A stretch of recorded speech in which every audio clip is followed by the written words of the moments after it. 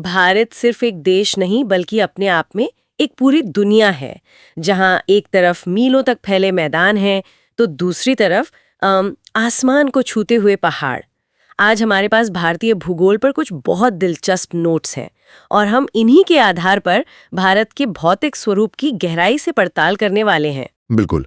और इन नोट्स को देखते ही जो पहली बात दिमाग में आती है वो है भारत की भूगर्भीय विविधता। मतलब यहाँ की जमीन के नीचे की जो बनावट है वो इतनी अलग अलग है कि उसका असर ऊपर साफ दिखाई देता है। हाँ, और आंकड़े भी यही कहानी कहते हैं।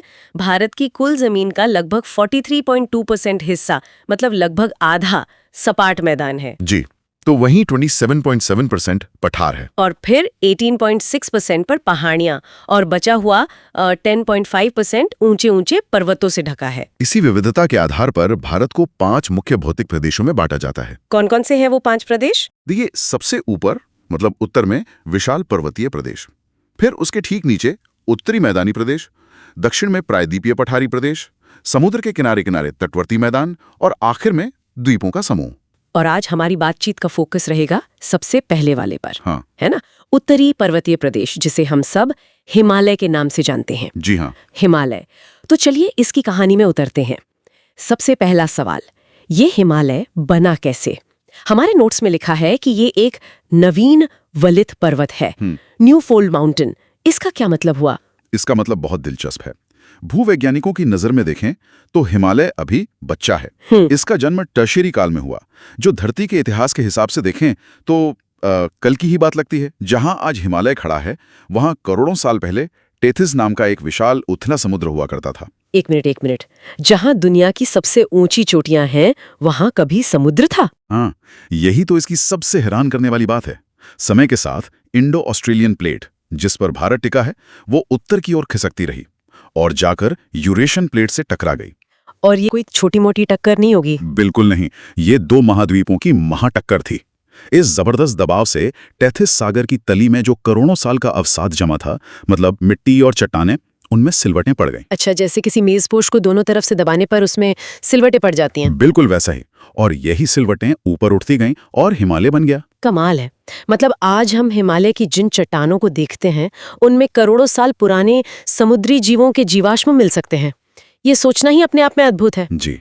अब इस विशाल पर्वत को समझने के लिए इसका विभाजन 2 तरह से किया जाता है, एक भौगोलिक और दूसरा प्रादेशिक। हम भौगोलिक विभाजन से शुरू करते हैं। ठीक है। भौगोलिक तौर पर हम हिमालय को 3 मुख्य हिस्सों में देख सकते हैं, जैसे कोई 3 मंजिला इमारत हो। सबसे ऊपर यानी सबसे उत्तर में है ट्रांस हिमालय, बीच में है मुख्य हिमालय और सबसे आखिर में पूरब की ओर है पूर्वांचल। तो शुरुआत करते हैं सबसे ऊपरी मंजिल ट्रांस हिमालय से। हाँ, ट्रांस हिमालय। इसे तिब्बती हिमालय भी कहते हैं क्योंकि इसका ज्यादातर हिस्सा लद्दाख और तिब्बत में फैला है। ये पूर्व से पश्चिम तक लगभग 1000 किलोमीटर लंबा है। और इसकी सबसे बड़ी पहचान है इसका सूखापन। ये मुख्य हिमालय के वृष्टि छाया क्षेत्र यानी रेन शैडो एरिया में पड़ता है। इसका क्या मतलब हुआ? इसे ऐसे समझिए कि मानसून के बादल दक्षिण से आते हैं और मुख्य हिमालय की ऊंची दीवार से टकराकर वहीं बरस जाते हैं। वो उस दीवार को लांघ ही नहीं पाते। अच्छा, तो उसके पार नमी पहुंचती ही नहीं। बिल्कुल। नतीजा, वहां एक बर्फीला रेगिस्तान है। और इस ठंडे रेगिस्तान में भी 3 समानांतर पर्वत श्रेणियां हैं, उत्तर से दक्षिण की ओर, काराकोरम, लद्दाख और जास्कर। जी, और काराकोरम तो अपने आप में एक अजूबा है। हाँ, दुनिया की दूसरी सबसे ऊंची चोटी K2 या गॉडविन ऑस्टिन इसी श्रेणी में है, 8611 मीटर। और काराकोरम सिर्फ ऊंची चोटियों का घर नहीं, ये बर्फ के दरियाओं का घर है।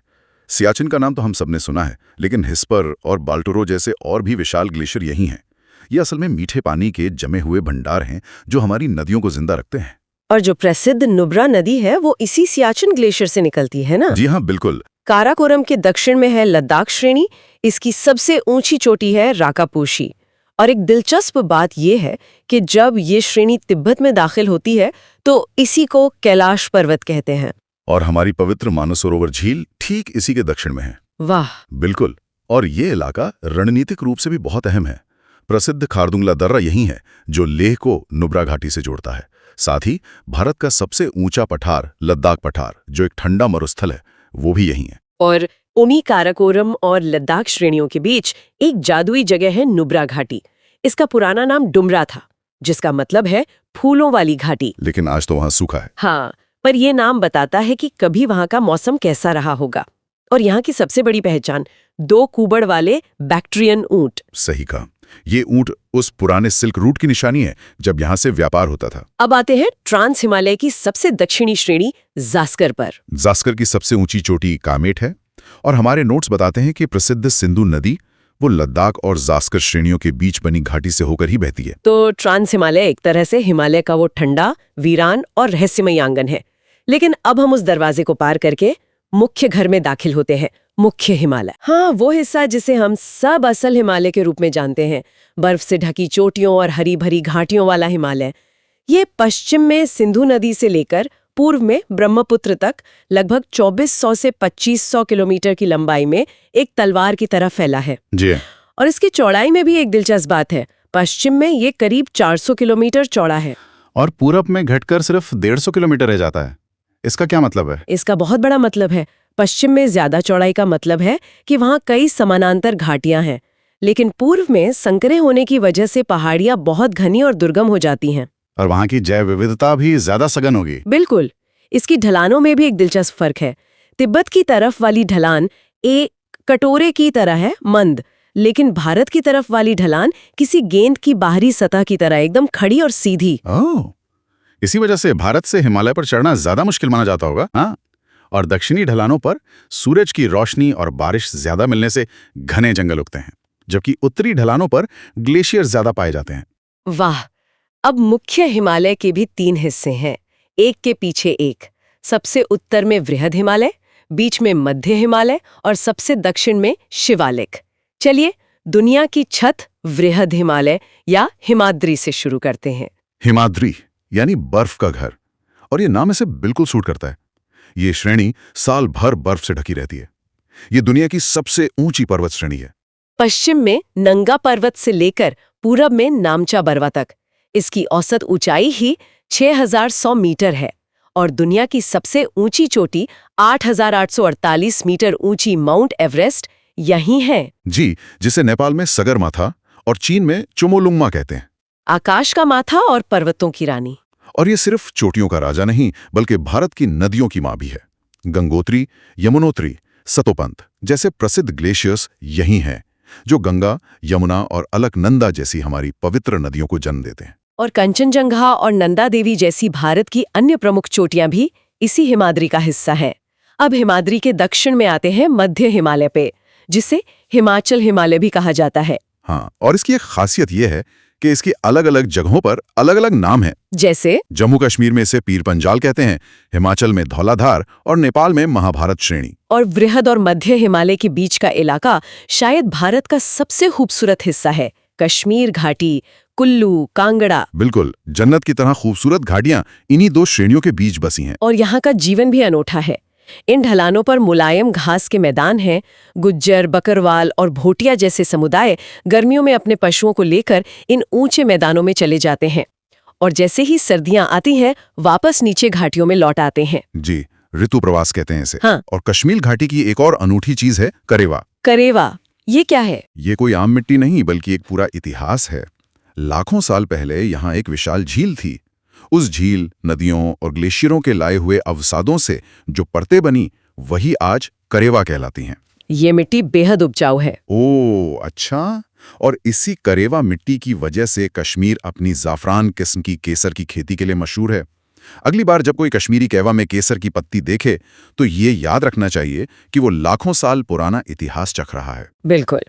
अब हम मुख्य हिमालय की सबसे दक्षिणी और सबसे नई श्रेणी पर आते हैं, शिवालिक या बाहरी हिमालय। ये हिमालय के पैर की तरह है। सबसे कम ऊंचाई वाली श्रृंखला है, औसत ऊंचाई सिर्फ 900 से 1100 मीटर। लेकिन इसकी भी अपनी खासियतें हैं। यहाँ दून और द्वार घाटियां मिलती हैं। ये क्या है? शिवालिक और मध्य हिमालय के बीच में कुछ लंबी चपटी घाटियां हैं। पश्चिम में इन्हें दून कहते हैं, जैसे देहरादून, जो सबसे बड़ा दून है। जी। और पूरब में इन्हें द्वार या द्वार कहते हैं, जैसे हरिद्वार। और इन घाटियों का खेती में बड़ा महत्व है। दून में चावल की खेती होती है और द्वार क्षेत्रों में जैसे बंगाल और असम में चाय के बड़े बड़े बागान हैं। हमारे नोट्स में चोज नाम की एक चीज का भी जिक्र है। हाँ, चोस शिवालिक का एक सिरदर्द है, मॉनसून के दौरान बनने वाली ये अस्थायी नदियां या नाले होते हैं जो खासकर पंजाब और हिमाचल में शिवालिक की दक्षिणी ढलानों पर बहुत तेजी से मिट्टी का कटाव करते हैं। अच्छा, तो ये था मुख्य हिमालय। अब भारत के उत्तर पूर्वी कोने की ओर चलते हैं, जहां हिमालय का तीसरा और आखिरी हिस्सा है पूर्वांचल। पूर्वांचल यानी पूर्व के पर्वत। ये उत्तर पूर्वी राज्यों में उत्तर से दक्षिण की ओर फैली पहाड़ियां हैं। ये मुख्य हिमालय की तरह ग्रेनाइट से नहीं, बल्कि ज्यादातर बलुआ पत्थर यानी सैंडस्टोन से बनी है। क्या इनका निर्माण भी उसी प्लेट टक्कर का नतीजा है? हाँ, लेकिन यहाँ टक्कर भारतीय प्लेट और बर्मा प्लेट के बीच हुई थी। अच्छा, एक अलग टक्कर। जी, यहाँ की मुख्य पहाड़ियों में पटकाई बूम, नागा पहाड़ियां, मणिपुर और मिजो पहाड़ियां शामिल हैं। पूर्वांचल की सबसे ऊंची चोटी नागा पहाड़ियों में स्थित सारामती है। और मिजो पहाड़ियों की सबसे ऊंची चोटी को ब्लू माउंटेन कहते हैं। जी, फंगपुई। और इस इलाके की सबसे बड़ी पहचान है यहाँ होने वाली जबरदस्त बारिश। और इसी वजह से यहाँ घने सदाबहार जंगल होंगे। बिल्कुल, और अविश्वसनीय जैव विविधता। ये इलाका दुनिया के 36 जैव विविधता हॉटस्पॉट में से एक है। ये तो हुआ हिमालय का भौगोलिक विभाजन उत्तर से दक्षिण, लेकिन इसे देखने का एक और नजरिया भी है, प्रादेशिक विभाजन। हाँ, जो नदियों के आधार पर पश्चिम से पूरब की ओर किया गया है। सिडनी बुरार्ड ने इसे 4 हिस्सों में बांटा था। पहला है कश्मीर या पंजाब हिमालय। ये सिंधु और सतलज नदी के बीच का इलाका है। जी, जो अपनी चौड़ी घाटियों और ग्लेशियरों के लिए जाना जाता है। फिर आता है कुमाऊं हिमालय, सतलज और काली नदी के बीच। इसे देवभूमि भी कह सकते हैं। हाँ, क्योंकि गंगोत्री, यमुनोत्री, केदारनाथ जैसे ज्यादातर बड़े तीर्थस्थल यही हैं। नंदा देवी इसकी सबसे ऊंची चोटी है। उसके बाद आता है विशाल नेपाल हिमालय, काली और तीस्ता नदी के बीच। ये हिमालय का सुपरस्टार है। दुनिया की छत माउंट एवरेस्ट और कंचनजंगा जैसी सबसे ऊंची चोटियां यही हैं। और आखिर में पूर्व में असम हिमालय, तीस्ता और ब्रह्मपुत्र, जिसे वहां दिहांग कहते हैं, उसके बीच। ये घने जंगलों और जबरदस्त जैव विविधता का घर है, और ये हिमालय का सबसे संकरा भाग भी है। तो सारी जानकारी को समेटते हुए अगर कोई पूछे कि भारत की सबसे ऊंची चोटी कौन सी है, तो इसका सीधा जवाब क्या होगा? K2, कंचनजंगा या नंदा देवी? यह हमेशा थोड़ा कंफ्यूज करता है। हाँ, ये सवाल जितना सीधा लगता है, जवाब उतना ही सूक्ष्म है। चलिए इसे हमेशा के लिए साफ कर देते हैं। एक, K2 यानी गॉडविन ऑस्टिन भारत की सबसे ऊंची चोटी है, लेकिन ये पाकिस्तान अधिकृत कश्मीर में है, जो एक विवादित क्षेत्र है। ठीक है, तो फिर कंचनजंगा। 2, कंचनजंगा निर्विवादित भारतीय क्षेत्र में सबसे ऊंची चोटी है, लेकिन इसमें भी एक पेंच है। ये पूरी तरह से भारत में नहीं है, बल्कि भारत नेपाल सीमा पर स्थित है। तो फिर वो कौन सी सबसे ऊंची चोटी है जो पूरी तरह से 100% निर्विवादित रूप से भारत के भीतर है? वो है नंदा देवी। तो तकनीकी रूप से नंदा देवी पूर्ण रूप से भारत में स्थित निर्विवादित सर्वोच्च चोटी है। ये स्पष्टीकरण बहुत जरूरी था। अब अंत में हमारे नोट्स में कुछ भ्रंश या फॉल्स का जिक्र है। ITSZ, MCT, MBT, MFT, ये क्या बला है? ये हिमालय की बनावट के राज हैं। कल्पना कीजिए कि आप एक मेज पर कुछ कालीनों को एक के ऊपर एक रखकर दीवार की तरफ धकेल रहे हैं। तो उनमें सिलवटें पड़ेंगी और एक कालीन दूसरे के ऊपर चढ़ जाएगा? बिल्कुल, हिमालय के निर्माण में भी ठीक यही हुआ है। ये भ्रंश या फॉल्ट वो भूवैज्ञानिक रेखाएं हैं जिनके सहारे जमीन के विशाल हिस्से एक दूसरे के ऊपर चढ़े हैं। ये हिमालय की अलग अलग परतों के बीच के जोड़ हैं। अच्छा, जैसे ट्रांस और वृहद हिमालय के बीच का जोड़ इंडस सांगपो सचर जोन या ITSZ कहलाता है। वृहद और मध्य हिमालय के बीच मेन सेंट्रल थ्रस्ट यानी MCT है।